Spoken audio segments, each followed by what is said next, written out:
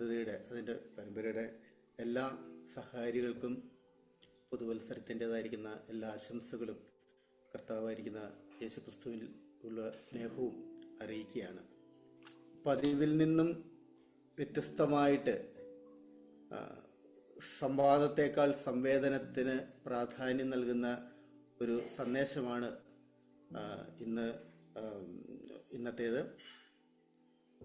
ഒരു ആത്മവിശകലനത്തിനും പുതിയ തീരുമാനങ്ങൾക്ക് ഉതകുന്നതായിരിക്കുന്ന ഒരു സന്ദേശം ആണ് ഇന്ന്.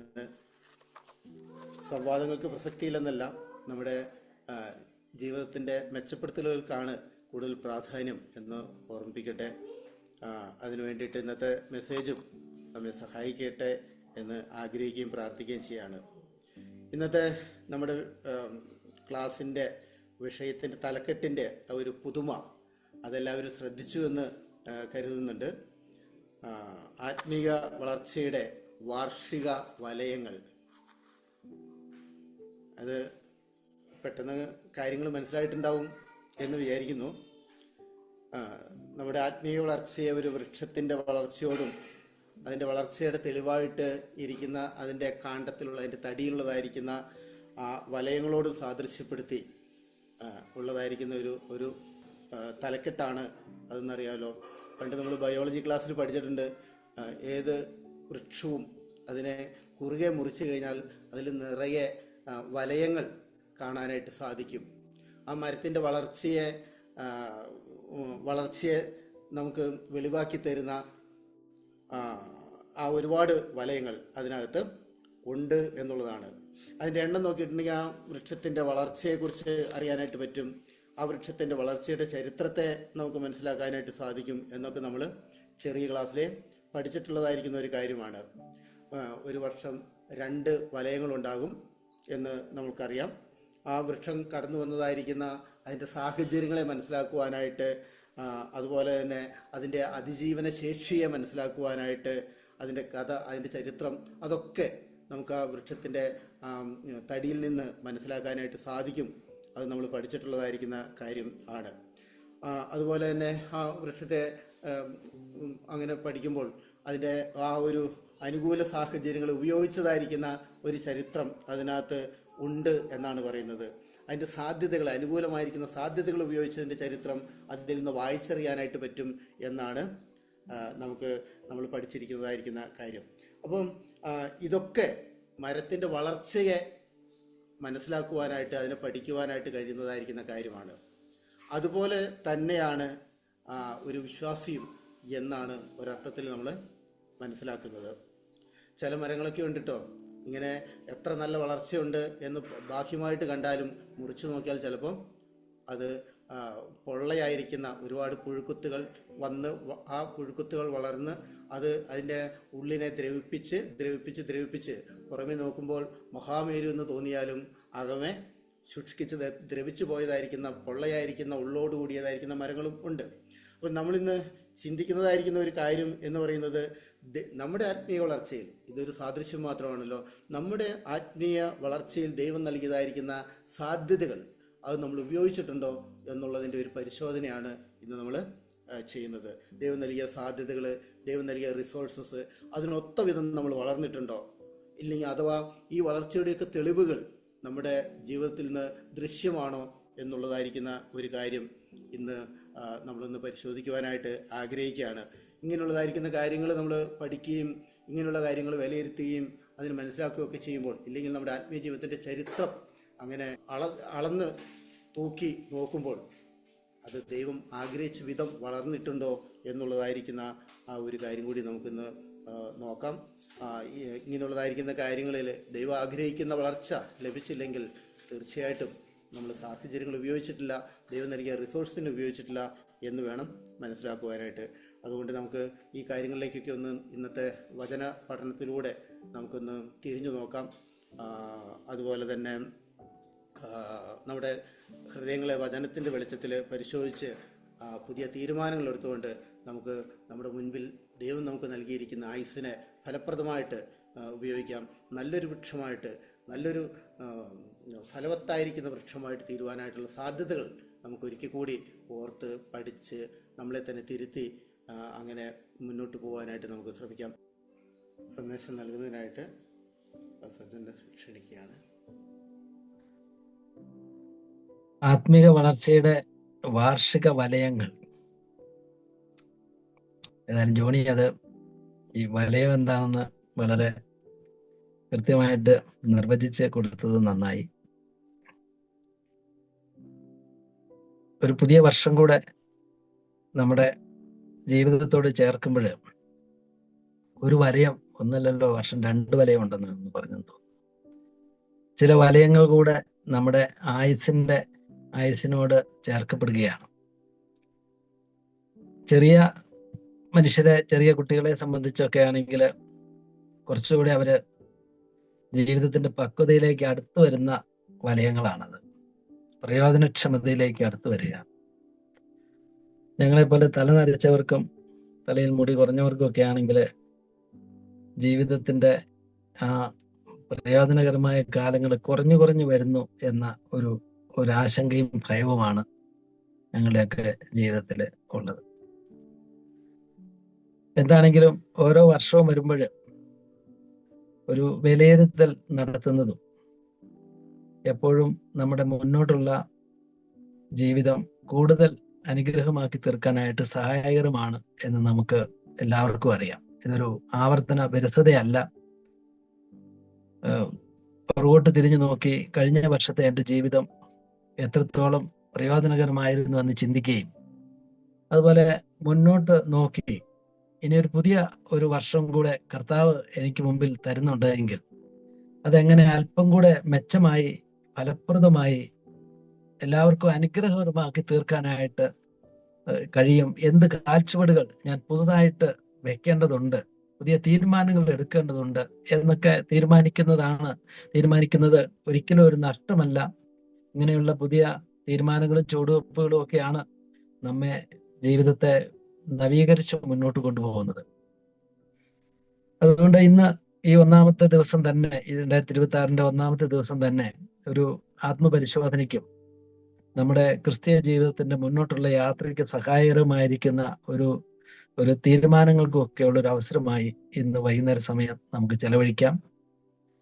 ഞാനതിന് ആധാരമായിട്ട് ദൈവവചനത്തിൽ നിന്നും ഒരു വേദഭാഗം ഞാൻ തിരഞ്ഞെടുത്തത് നമുക്ക് സുപരിചിതമായ ലൂക്കോസിന്റെ സുവിശേഷം 13-ാം അധ്യായത്തിന്റെ 6 മുതൽ 9 വരെയുള്ള 3-4 വാക്യങ്ങളിൽ കർത്താവ് പറഞ്ഞ ഒരു വളരെ ഹ്രസ്വവും എന്നാൽ ഏറെ അർത്ഥസമ്പുഷ്ടവുമായിരിക്കുന്ന ഒരു ഉപമയാണ്. ലൂക്കോസിന്റെ സുവിശേഷം 13-ന്റെ 6 മുതൽ 9 വരെ വാക്യങ്ങളിൽ നമ്മളത് വായിക്കുന്നുണ്ട്. അവൻ ഈ ഉപമയും പറഞ്ഞു. ഒരുത്തന് തന്റെ മുന്തിരിത്തോട്ടത്തിൽ നട്ടിരുന്നൊരു അത്തിവൃക്ഷം ഉണ്ടായിരുന്നു. അവൻ അതിൽ ഫലം തിരഞ്ഞു വന്നു, കണ്ടില്ല താനും. അവൻ തോട്ടക്കാരനോട്, ഞാനിപ്പോൾ 3 സംവത്സരമായി ഈ അത്തിയിൽ ഫലം തിരഞ്ഞു വരുന്നു, കാണുന്നില്ല താനും. അതിനെ വെട്ടിക്കളയുക, അത് നിലത്തെ നിഷ്ഫലമാക്കുന്നത് എന്തിന് എന്ന് പറഞ്ഞു. അതിന് അവൻ, കർത്താവെ, ഞാൻ അതിനു ചുറ്റും കിളച്ച് വളമിടുവോളം ഈ ആണ്ടുകൂടെ നിൽക്കട്ടെ, മേലാൽ കായ്ച്ചെങ്കിലോ, ഇല്ലെങ്കിൽ വെട്ടിക്കളയാം എന്ന് ഉത്തരം പറഞ്ഞു. 4-5 വാചകങ്ങൾ മാത്രമേ ഉള്ളൂ എങ്കിലും മനുഷ്യ ജീവിതത്തെ സംബന്ധിച്ച അതിന്റെ ഫലപ്രാപ്തിയെ സംബന്ധിച്ച എത്ര ആശയസമ്പുഷ്ടമായ ഒരു കഥയാണ് കർത്താവ് പറഞ്ഞ് അത് നമ്മെ ധരിപ്പിക്കാനായിട്ട് ഈ കഥയിലൂടെ കർത്താവ് ശ്രമിച്ചത്. ഈ വേദഭാഗം വായിക്കുമ്പോൾ അതിന് മുമ്പുള്ള ഒരു വേദഭാഗം, ഇതിന് തൊട്ട് മുമ്പ് ഉള്ള കാര്യവും ഒരു പശ്ചാത്തലത്തെ നമ്മൾ ഓർക്കുന്നത് അനുഗ്രഹമായിരിക്കും, നന്നായിരിക്കും. അതിന്റെ മുമ്പത്തെ വേദഭാഗത്ത് കർത്താവിന്റെ അടുക്കൽ വന്ന് പീലാത്തോസ് കുറച്ച് യഹൂദന്മാരുടെ രക്തം അവരുടെ യാഗങ്ങളോടുകൂടെ കലർത്തി എന്നുള്ള ഒരു കാര്യം കർത്താവിനോട് വന്ന് പറയുകയാണ് ഗലീലക്കാര്. അതിന്റെ അർത്ഥം പീലാത്തോസ് അവരെ കൊന്നുകളഞ്ഞു, എന്നിട്ട് കൊന്നുകളഞ്ഞു എന്ന് കർത്താവിനെ അറിയിച്ചു. അപ്പൊ കർത്താവ് അതിന് മറുപടി ആയിട്ട് പറയുന്നത്, ആ ഗലീലക്കാർ മറ്റുള്ള ആളുകളെക്കാളും കൂടുതൽ പാപികളായിരുന്നു എന്ന് നിങ്ങൾ വിചാരിക്കുന്നുണ്ടോ? അല്ലല്ല, മാനസാന്തരപ്പെടുന്നില്ലെങ്കിൽ നിങ്ങൾ എല്ലാവരും അതുപോലെ നശിച്ചു പോകും. രണ്ടാമത് കർത്താവ് അതിനോട് ചേർത്ത് ഒരു കാര്യം കൂടെ പറഞ്ഞു.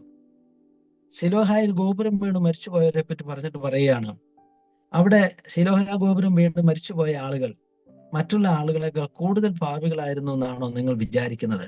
എന്നിട്ട് കർത്താവ് ആദ്യം പറഞ്ഞ വാക്ക് ഒന്നുകൂടെ ആവർത്തിച്ച് പറയുകയാണ്, അല്ലല്ല, മാനസാന്തരപ്പെടുന്നില്ലെങ്കിൽ നിങ്ങൾ എല്ലാവരും അതുപോലെ നശിച്ചു പോകും. മനുഷ്യന് വരുന്ന രണ്ട് ഈവിൾസിനെ പറ്റിയാണ്, രണ്ട് തിന്മകളെ പറ്റി, അതായത് ദുരന്തങ്ങളെ പറ്റിയാണ് കർത്താവ് പറയുന്നത്. ഒന്ന് ഒരു ധാർമ്മിക തിന്മയാണ്, മനുഷ്യനെ കൊല്ലുന്ന വഴി മനുഷ്യൻ മരിച്ചു പോകുന്നു. മറ്റൊന്ന് പ്രകൃതിക്ഷോഭങ്ങൾ വഴി മനുഷ്യൻ നശിച്ചു പോകുന്നു. അപ്പം മനുഷ്യന്റെ മരണം ആസന്നമായിരിക്കുന്ന ഒരു യാഥാർത്ഥ്യമാണ്. നല്ലവരെന്നോ തീയവരെന്നോ വ്യത്യാസം കൂടാതെ ആർക്കും ആരുടെയും മേലും മരണമെന്ന ആ യാഥാർത്ഥ്യം നിലനിൽക്കുന്നുണ്ട്. അത് എപ്പോഴും വരാം. അതുകൊണ്ട് കർത്താവ് പറയാണ്, ആ മരണം നിങ്ങളെ നശിപ്പിച്ച് കളയാതിരിക്കണമെങ്കിൽ മാനസാന്തരപ്പെടണം, ദൈവത്തെങ്കിലേക്ക് തിരിയണം. അതുകൊണ്ട് മരിച്ചു പോയില്ലെന്നല്ല, മരണത്തെ അതിജീവിക്കാൻ കഴിയുന്ന ഒരു കാഴ്ചപ്പാട് നിങ്ങൾ വെക്കണം എന്നാണ് കർത്താവ് ഉദാഹരണത്തിലൂടെ പറഞ്ഞത്. എന്നിട്ട് കർത്താവ് പറയുന്ന ഉപമയാണിത്.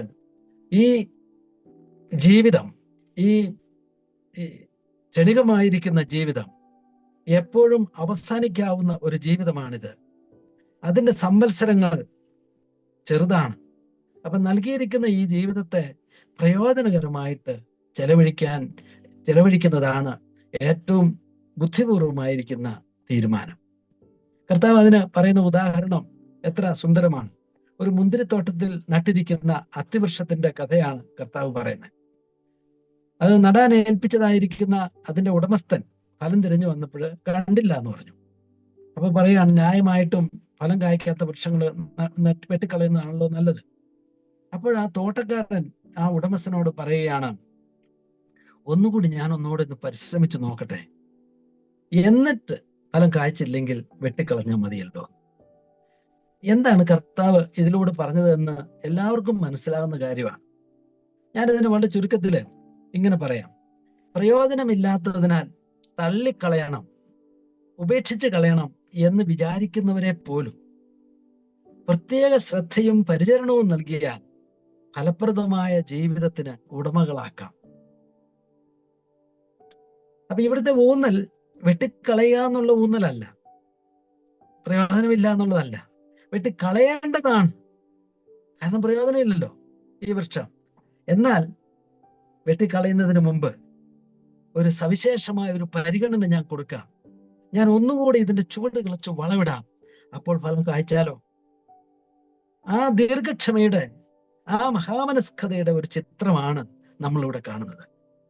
ഒരുപക്ഷെ ഈ പഴയ വർഷം അവസാനിച്ച് അത് ചിന്തിച്ചു നോക്കിക്കഴിഞ്ഞാൽ നമ്മുടെ ജീവിതത്തിലെ ഒരുപാട് കുറവുകളും പരാജയങ്ങളും 2025 വർഷത്തെ നമ്മളെടുത്ത പല തീരുമാനങ്ങളും അതുപോലെ ഇത് നടപ്പിലാക്കാൻ കഴിയാത്തതിന്റെ സങ്കടങ്ങളും ഒക്കെ നമ്മുടെയൊക്കെ മനസ്സിലുണ്ടാവും.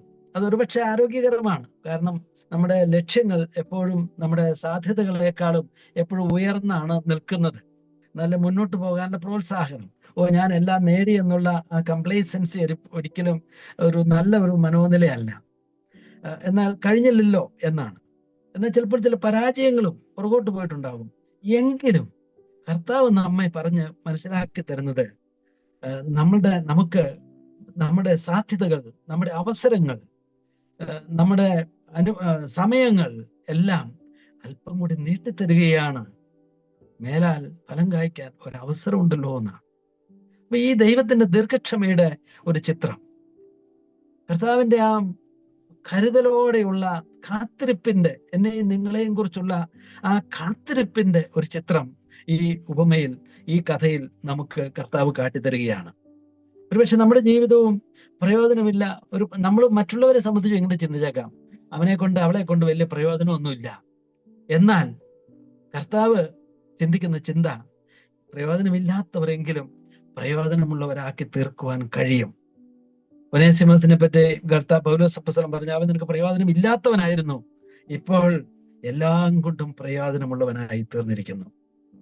അപ്പൊ ഈ കഥയിലേക്ക് വരുമ്പോൾ നമ്മുടെ ഈ ചിന്തയോടനുബന്ധിച്ച് നമ്മുടെ വർഷങ്ങൾ, നമ്മൾ ജോസ്മി മനോഹരമായിട്ട് പാടിയതുപോലെ നമ്മുടെ മാസങ്ങളും വർഷങ്ങളും ഈ ഭൂമിയിലുള്ള നാളുകളും ഒക്കെ നീങ്ങുകയും തീരുകയും ചെയ്യുമ്പോൾ കർത്താവ് അവിടുത്തെ കരങ്ങളിൽ നമ്മളെ ഇത്ര കാലം പാലിച്ചു, ചന്തമായി സൂക്ഷിച്ചു എന്ന കാര്യവും, ഇനി കൂടുതലായിട്ട് നിന്നെ സ്നേഹിക്കും, ഞാൻ പൂർണ്ണ ശക്തിയെ സ്നേഹിക്കുമെന്ന് പറഞ്ഞതുപോലെ ഇനിയുള്ള മുന്നോട്ടുള്ള നമ്മുടെ വർഷത്തിൽ നമുക്കൊരു പ്രോത്സാഹനമായിട്ട് ഈ ചിന്തകൾ നമ്മുടെ മനസ്സിലേക്ക് നമുക്ക് കൊണ്ടുവരാനായിട്ട് നമുക്ക് ശ്രമിക്കാം.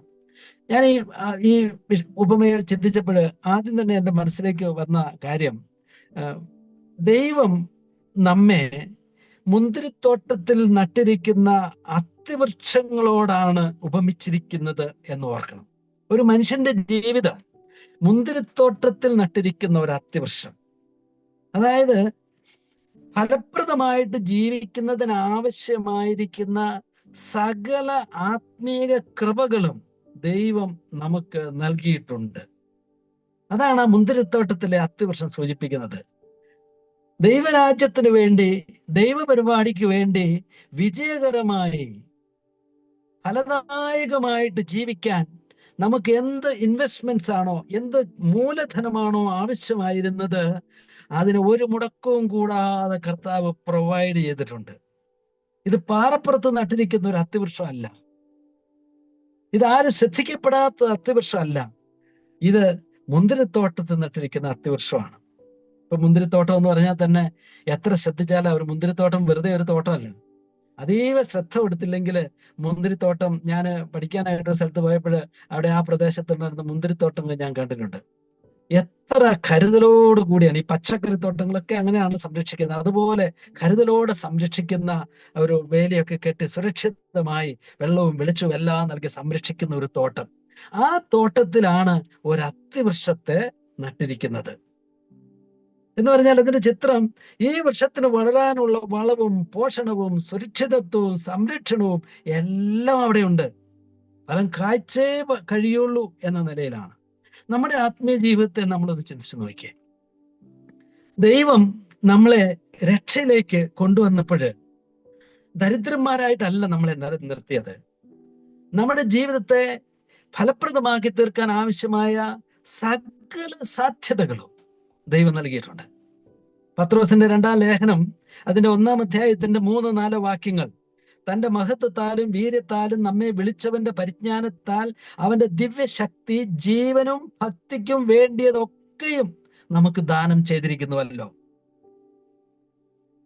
നമുക്കെല്ലാം തന്നിട്ടുണ്ടെന്ന്. ജീവനും ഭക്തിക്കും. ജീവൻ എന്ന് പറഞ്ഞാൽ നമുക്ക് ജീവൻ പ്രാപിക്കാൻ, നിത്യജീവനിലേക്ക് കടക്കാൻ എന്ത് വേണമായിരുന്നു? അത് കർത്താവ് അതിനുള്ള വില കൊടുത്ത് അത് നമുക്ക് നിത്യജീവൻ തന്നിട്ടുണ്ട്. ഇനി ദൈവഭക്തരായിട്ട് ജീവിക്കാൻ നമുക്ക് എന്തൊക്കെ വേണം ഈ ലോകത്തിൽ? കർത്താവ് അത് സകലതും നമുക്ക് നൽകിയിട്ടുണ്ട്, ദാനമായിട്ട് നൽകിയിട്ടുണ്ട്. ദൈവം തന്നില്ല എന്ന് ആർക്കും പറയാൻ കഴിയാത്ത വിധം ദൈവം നമ്മെ സമ്പന്നരാക്കിയിട്ടുണ്ട്. ഇനി വാഗ്ദത്തങ്ങളും നൽകിയിട്ടുണ്ട് എന്നാണ് പത്രോസ് പറഞ്ഞത്. എഫേസ്യ ലേഖനത്തിലെ വാക്യം നമുക്ക് സുപരിചിതമായ വാക്യം എടുത്താല്, സ്വർഗത്തിലെ സകല ആത്മീക അനുഗ്രഹങ്ങളാലും നമ്മെ ക്രിസ്തുവിൽ അനുഗ്രഹിച്ചിരിക്കുന്ന നമ്മുടെ കർത്താവായ യേശു ക്രിസ്തുവിന്റെ ദൈവവും പിതാവുമായവൻ വാഴ്ത്തപ്പെട്ടവൻ സകല അനുഗ്രഹങ്ങളും കൊണ്ട് നമ്മെ അനുഗ്രഹിച്ചിട്ടുണ്ട്. അതായത് ദൈവരാജ്യത്തിൽ പ്രയോജനകരമായിട്ട് ഫലപ്രദമായിട്ട് ജീവിക്കാൻ എന്തൊക്കെ വേണോ ആ കാര്യങ്ങളൊക്കെ കർത്താവായ യേശു ക്രിസ്തുവിലൂടെ ദൈവം നമുക്ക് നൽകിയിട്ടുണ്ട്. ദൈവപരിജ്ഞാനം നൽകിയിട്ടുണ്ട്, ദൈവശക്തി നൽകിയിട്ടുണ്ട്, ദൈവസഭ നൽകിയിട്ടുണ്ട്, ദൈവിക വാഗ്ദത്തങ്ങളെ നൽകിയിട്ടുണ്ട്. തത്സമയത്ത് കൃപ പ്രാപിക്കാനായിട്ട് കൃപാസനത്തിന്റെ അടുക്കിലേക്ക് ചെന്നാ മതി. ചോദിക്കുന്നതിലും നനയ്ക്കുന്നതിലും അത്യന്തപരമായി ചെയ്തു തരാൻ അവിടുത്തെ കഴിവുണ്ട്. ഞാൻ നിന്നെ ഒരു നാളും കൈവിടുകയില്ല, ഉപേക്ഷിക്കുകയില്ല. നിന്നെ ഞാൻ സംരക്ഷിക്കും, സൂക്ഷിക്കും, ഒരു നന്മയ്ക്കും മുടക്കം വരുത്തിയല്ല. ഇനി എന്താ കർത്താവ് ചെയ്യേണ്ടത്? യോഹന്നാന്റെ സുവിശേഷം 15-ാം അധ്യായത്തിന്റെ 1 മുതൽ 16 വരെയുള്ള വാക്യങ്ങളാണല്ലോ മുന്തിരിവള്ളിയുടെ ഉപമ കർത്താവ് പറയുന്നത്. ആ ഉപമ വായിച്ചു നോക്കിയാല് ഫലം കായ്ക്കുക, വളരെ ഫലം കായ്ക്കുക എന്നിങ്ങനെയുള്ള കാര്യങ്ങളൊക്കെ നമുക്ക് ആവർത്തിച്ച് പറയാം. ദൈവം ഇതൊക്കെ നമുക്ക് തന്നിട്ടുണ്ട് എങ്കിൽ, ദൈവിക അനുഗ്രഹങ്ങളെല്ലാം നിറച്ച് തന്നിട്ടുണ്ട് എങ്കിൽ, പിന്നെ നമ്മൾ ചെയ്യേണ്ട ഒരു കാര്യം ഫലം പുറപ്പെടുവിക്കുക എന്നുള്ളതാണ്. സഫലന്മാരായി തീരുക, സഫലതയുള്ളവരായിട്ട് ജീവിക്കാം. യോഹന്നാൻ 15 കർത്താവ് തന്നെ പറഞ്ഞ വാക്കെടുത്താൽ, നിങ്ങൾ എന്നെ തിരഞ്ഞെടുത്തു എന്നല്ല, ഞാൻ നിങ്ങളെ തിരഞ്ഞെടുത്ത് നിങ്ങൾ പോയി ഫലം കായ്ക്കേണ്ടതിനും നിങ്ങളുടെ ഫലം നിലനിൽക്കേണ്ടതിനും നിങ്ങളെ ആക്കി വെച്ചിരിക്കുന്നു. നിങ്ങൾ പോയി ഫലം കായ്ക്കണം, അതിനാണ് തിരഞ്ഞെടുത്തത്. വെറുതെ ഇരിക്കാൻ വേണ്ടിയിട്ടല്ല. നമ്മുടെ ജീവിതം ഫലം കായ്ക്കേണ്ട ജീവിതമാണ്. നിങ്ങളുടെ ഫലം നിലനിൽക്കുന്ന ഫലമായിരിക്കണം. ഈ ലോകത്തിൽ നമുക്ക് ഫലപ്രദമായിട്ട് ജീവിക്കാൻ കഴിയും ലോകപ്രകാരം. പക്ഷെ അതിന്റെ ഒരു പ്രശ്നം, അത് ഫലമില്ല എന്നല്ല. നമ്മൾ ചെയ്യുന്ന സാമൂഹ്യ പ്രവർത്തനങ്ങളും നമ്മൾ ചെയ്യുന്ന കുടുംബത്തിന് വേണ്ടി ചെയ്യുന്ന കാര്യങ്ങളും ലോകത്തിന് വേണ്ടി ചെയ്യുന്ന കാര്യങ്ങളും ഒക്കെ ഫലപ്രദമാണ്. അങ്ങനെ ഫലപ്രദമായി ജീവിച്ച എന്തോരം മഹാന്മാരും മനുഷ്യർ ലോകത്തിലുണ്ട്. അതൊക്കെ ഫലപ്രദമായ ദൗത്യങ്ങൾ തന്നെയാണ്. പക്ഷെ നമ്മുടെ ഫലത്തിന്റെ പ്രത്യേകത എന്താണെന്നറിയോ? നിലനിൽക്കുന്ന ഫലം. കാരണം അത് ജീവനും ഈ ജീവിതത്തിന്റെ ഫലങ്ങളും ആകുമ്പോൾ ഇത് നിത്യമായ ജീവിതവും നിത്യജീവിതത്തിന് വേണ്ട ഫലമല്ലേ? നിലനിൽക്കുന്ന ഫലം കായ്ക്കേണ്ടതിനാക്കി വെച്ചിരിക്കുന്നു. ഇനി അല്പം കൂടെ പ്രായോഗികമായിട്ട് ചിന്തിച്ചാൽ എന്താ ഈ ഫലം എന്ന് പറയുമ്പോൾ നമ്മൾ മനസ്സിലാക്കുന്നത്? നമ്മുടെ വൃക്ഷങ്ങളിലൊക്കെ ഉള്ള ഫലമുണ്ട്, ആ ഫലമൊന്നുമല്ല. എന്താണ് ഫലം എന്ന് പറയുമ്പോൾ കർത്താവ് ഇവിടെ ഉദ്ദേശിച്ചത്? അപ്പൊ നമുക്കതിൽ നിന്ന് 2-3 ചിന്തകൾ അത് ചേർത്ത് പറയാം. ഒന്നാമത്തെ കാര്യം, അവിടെ ഫലം എന്ന് കർത്താവ് ഉദ്ദേശിക്കുമ്പോൾ കർത്താവ് ഉദ്ദേശിക്കുന്ന ഒരു കാര്യം ബൈബിളിന്റെ അടിസ്ഥാനത്തിൽ സ്വഭാവ ശ്രേഷ്ഠതയാണ്. ദൈവം നമ്മെ രക്ഷിച്ച് ആത്മീയ അനുഗ്രഹങ്ങൾ തന്നതെന്തിനെന്നറിയോ? കർത്താവിന്റെ സ്വഭാവമുള്ള മനുഷ്യരായിട്ട് ജീവിക്കുക. അതാണ് ഒരു ഫലം. അത് ഗലാത്യലേഖനം 5:22 വാക്യം നമുക്ക് വായിക്കുമ്പോൾ അറിയാലോ. 22-23. ആത്മാവിന്റെ ഫലമോ സ്നേഹം, സന്തോഷം, സമാധാനം, ദീർഘക്ഷമ, ദയ, പരോപകാരം, വിശ്വസ്തത, സൗമ്യത, ഇന്ദ്രിയജയം. ഈ വഴിക്ക് വിരോധമായി ഒരു ന്യായ പ്രമാണവുമില്ല. ആത്മാവിന്റെ ഫലം എന്ന് പറഞ്ഞ് ദൈവത്തിന്റെ പരിശുദ്ധാത്മാവ് ഒരാളിൽ വന്നാൽ, രക്ഷിക്കപ്പെട്ട് കർത്താവിന്റെ ആത്മാവിനാൽ മുദ്രിതരായ വ്യക്തിയാണെങ്കിൽ പിന്നെ കാണുന്ന ഫലം എന്താ? ഇതാണ് ഫലം. ചുരുക്കത്തിൽ കർത്താവായ യേശു ക്രിസ്തുവിന്റെ സ്വഭാവം, ക്രിസ്തുവിന്റെ ഭാവം, സ്നേഹത്തിന്റെയും സന്തോഷത്തിന്റെയും സമാധാനത്തിന്റെയും ദീർഘക്ഷമയുടെയും ദയയുടെയും പരോപകാരത്തിന്റെയും വിശ്വസ്തതയുടെയും സൗമ്യതയുടെയും ഇന്ദ്രിയജയത്തിന്റെയും ആ ഭാവം, ആ സ്വഭാവം ഒരാളിലുണ്ടെങ്കിൽ അവൻ ഫലപ്രദമായിട്ട് ജീവിക്കുന്ന ഒരാളാണ്. നമുക്കറിയാം, റോമാലേഖനം 8:29 പറഞ്ഞതുപോലെ, എന്തിനാണ് കർത്താവ് ലോകത്തിൽ വന്നത്? നമ്മെ മുൻനിയമിച്ചത് എന്തിനാ? മുന്നറിഞ്ഞവരെ തന്റെ പുത്രൻ അനേക സഹോദരന്മാരിൽ ആദ്യജാതനാകേണ്ടതിന് അവന്റെ സ്വരൂപത്തോട് അനുരൂപരാകുവാൻ മുൻ നിയമിച്ചു. കർത്താവായ യേശു ക്രിസ്തുവിന്റെ മഹത്വം, ആ തേജസ്, അത് ഒന്നിനോടൊന്ന് പ്രാപിക്കാൻ വേണ്ടിയിട്ടാണ് കർത്താവിന്റെ ആത്മാവ് നമ്മെ പ്രവർത്തിക്കുന്നത്. കർത്താവിനെ പോലെ ആയിത്തീരണം, ആ ജീവിതം ജീവിക്കണം. അതാണ് ഒരു ഫലം. ഈ ഫലം കായ്ക്കാനാണ് നമ്മളെ ആക്കിയിരിക്കുന്നത്. ക്രിസ്തുവിന്റെ ജീവിതം ജീവിക്കുന്നതാണ് ദൈവത്തിന്റെ ആത്മാവ് നമ്മളിൽ ഉളവാക്കുന്ന ഫലം. ക്രിസ്തുവിന്റെ ജീവിതം, ആ സ്വഭാവ ശ്രേഷ്ഠത. രണ്ടാമത് ചേർത്ത് സൽപ്രവൃത്തികളുടെ ഫലം. അത് ബൈബിളിൽ ഒത്തിരി പറഞ്ഞിട്ടുള്ള കാര്യമാണ്. മത്തായി 5:48 ആകയാൽ നിങ്ങളുടെ സ്വർഗീയ പിതാവ് സൽഗുണപൂർണനായിരിക്കുന്നത് പോലെ നിങ്ങളും സൽഗുണപൂർണരായിരിക്കുക. സൽപ്രവൃത്തികൾ, എഫേസ്യർ 2 വായിക്കുന്ന പോലെ, സൽപ്രവൃത്തികൾക്കായി നമ്മെ സൃഷ്ടിച്ചിരിക്കുന്നു എന്ന് പറഞ്ഞില്ലേ? സൽപ്രവൃത്തികൾക്കായിട്ട് അത് ചെയ്യാൻ വേണ്ടി ദൈവം മുൻപൊരുക്കി വെച്ചേക്കുക. എന്തിനാ? കർത്താവ് രക്ഷിച്ച് ആത്മാവിനെ തന്ന്, ദൈവപരിജ്ഞാനം തന്ന്, ദൈവിക വാഗ്ദത്തങ്ങൾ തന്ന്, ആത്മശക്തി നമ്മെ നിർത്തിയേക്കുന്നത് എന്തിനാ? സൽപ്രവൃത്തികൾ ചെയ്യണം. ദൈവരാജ്യത്തിന്റെ സൽപ്രവൃത്തികൾ, ഈ ലോകപ്രകാരമുള്ള സൽപ്രവൃത്തികൾ എല്ലാവർക്കും ഒരളവിൽ ചെയ്യാം. അത് നമ്മൾ ചെയ്യണം. അതിലേറെ ദൈവരാജ്യത്തിലേക്ക് കൊള്ളാവുന്ന മുതൽക്കൂട്ടാകുന്ന സൽപ്രവൃത്തികൾ നമ്മൾ ചെയ്യണം. കരുണയുടെയും മഹാമനസ്കതയുടെയും ഔദാര്യത്തിന്റെയും ഒക്കെ ഒരു ജീവിതം ജീവിച്ച് നമ്മൾ പ്രവർത്തിക്കണം. നമ്മുടെ കർത്താവ് ചെയ്ത സൽപ്രവൃത്തി ഏതാ? കർത്താവ് ഒരുപാട് കർത്താവിലെ സൽപ്രവൃത്തി ചെയ്തയാള്. അപ്പൊ കർത്താവിന്റെ സൽപ്രവൃത്തികളുടെ കൂട്ടത്തില് നമ്മൾ പെടുത്തുന്നത് എന്താന്ന് നോക്കിയേ? ഈ ലോകപ്രകാരമുള്ള ഒരുപാട് സൽപ്രവൃത്തികൾ ഉണ്ടെങ്കിലും കർത്താവ് ദരിദ്രർക്ക് ഭക്ഷണം കൊടുത്തു എന്നുള്ളതും രോഗികളെ സൗഖ്യമാക്കി എന്നുള്ളതും ഒക്കെ കാര്യമുള്ള സൽപ്രവൃത്തികൾ ഉണ്ടെങ്കിലും നമ്മുടെ കർത്താവ് ചെയ്ത സൽപ്രവൃത്തി പാർ എക്സലൻസ്, ഏറ്റവും വലിയ സൽപ്രവൃത്തി എന്താണ്? തന്റെ ജീവനെ നമുക്ക് വേണ്ടി, നമുക്ക് നിത്യജീവൻ നൽകാൻ വേണ്ടി തന്റെ ജീവനെ നൽകി. അതൊരു ആത്മീയ പ്രവൃത്തിയാണ്. ദൈവരാജ്യത്തിന്റെ സൽപ്രവൃത്തിയാണത്. അപ്പോസ്തലന്മാർ ചെയ്ത സൽപ്രവൃത്തി ഏതാ? ഒരുപാട് സൽപ്രവൃത്തികൾ അവർ ചെയ്തിട്ടുണ്ട് ലോകപ്രകാരം. എന്നാൽ അവർ ചെയ്ത സൽപ്രവൃത്തികളിൽ ഉന്നത സ്ഥാനത്ത് നിൽക്കുന്ന എന്താ? മരിച്ചു പോകുന്ന മനുഷ്യരോട് ജീവന്റെ സുവിശേഷം അറിയിച്ച് അവരെ മരണത്തിൽ നിന്നും ജീവന്റെ സമൃദ്ധിയിലേക്ക് അവരെ വിളിച്ചുകൊണ്ട് വന്നു എന്നുള്ളതാണ് ആ സൽപ്രവൃത്തി.